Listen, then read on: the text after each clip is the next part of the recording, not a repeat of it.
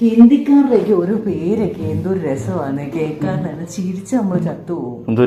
ഞാനിപ്പോ അവിടെ ഇരുന്നിട്ട് സ്വീറ്റിയുടെ അടുത്ത് ചോദിച്ചേ, അവളുടെ വീട്ടുകാരുടെ ഓരോ കാര്യങ്ങൾ ഇങ്ങനെ സംസാരിച്ചുകൊണ്ടിരുന്നപ്പോ ഞാൻ ചോദിച്ചു, ആങ്ങള എന്ത് ചെയ്യുവോ, നീ ഞങ്ങളെ കുറിച്ചൊന്നും പറഞ്ഞിട്ടില്ലല്ലോ, പേര് കല്യാണം കഴിഞ്ഞാണോ?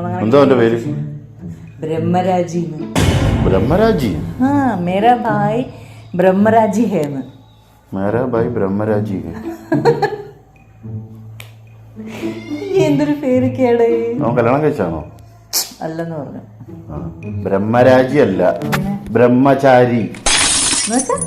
ഈ കല്യാണം ഒന്നും കഴിക്കാതെ ഈ എർത്തിലി പ്ലഷേഴ്സ് ഒന്നും വേണ്ടാതെ ജീവിക്കുന്ന ആൾക്കാർക്ക് പറയുന്ന പേരാണ് ബ്രഹ്മചാരികൾ.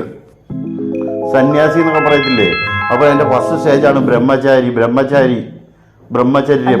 പെണ്ണുങ്ങളാണ് എന്തോ പറയും, ഈ കല്യാണം ഒന്നും കഴിക്കാതെ പെണ്ണുങ്ങൾ നിൽക്കുകയാണെങ്കിൽ എന്തോ പറയും, ബ്രഹ്മചാരി.